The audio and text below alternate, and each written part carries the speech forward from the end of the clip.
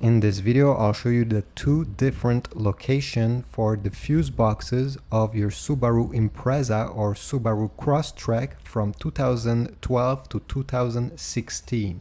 So the first one is located on the left side of the steering wheel down below on the kick panel. You should have this small cover that you just need to stick your fingers there, and on the other side you have the information about this fuse box, so you know which one is which. And the fuse box will be deep inside there. You see, these are the fuses. So this is the first fuse box. The other one, you need to open the hood of the car. So let's go check that one. And when you go over here on the right side, you're gonna notice right above the battery there is this huge black box, black cover. It has those clips, okay?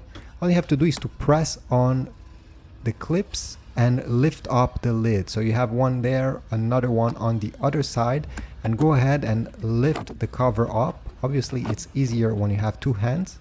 And the other fuses will be there with relays as well. And again, here you have some spare fuses on the lid itself, and also a diagram showing you which fuse is which.